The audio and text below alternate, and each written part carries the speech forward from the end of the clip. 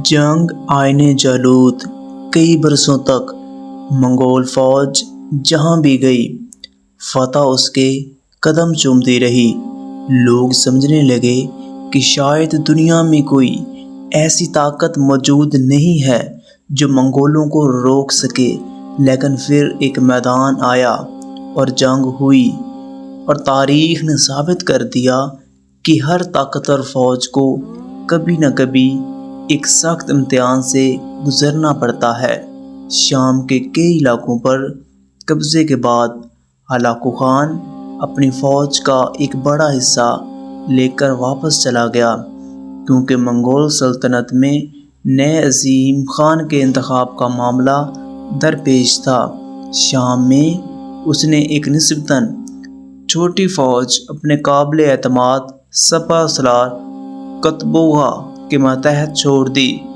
दूसरी तरफ मसर की ममलूक सल्तनत खामोश नहीं बैठी थी। उनके हुक्मरान और सपा सलार जानते थे कि अगर मंगोलों को अब ना रोका गया तो मिस्र भी खतरे में पड़ जाएगा।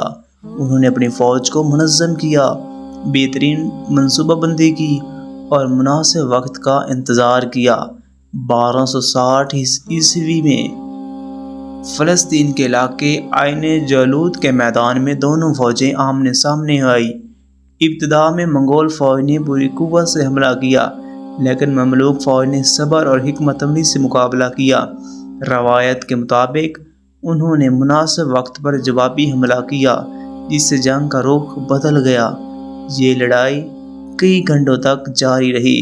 आखिरकार मंगोल फौज को पसपा होना पड़ा और उनके सपा सलार कतबोगा मारे गए।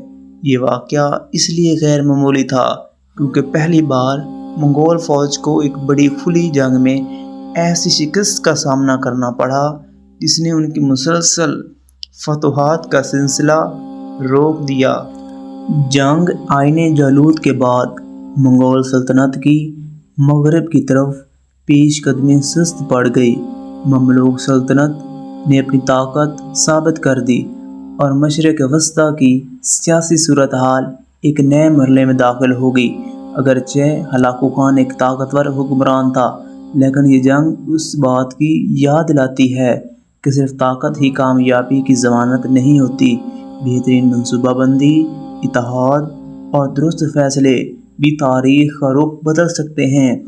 अगली किस्त में हम जानेंगे कि जंगे आईने जालूत के बाद हलाकू खान ने क्या इक़दामात किए, उसकी बाद की ज़िंदगी कैसी रही और उसने अपने ज़ेरे हुकूमत इलाकों में किस तरह अपने सल्तनत को मजबूत बनाने की कोशिश की।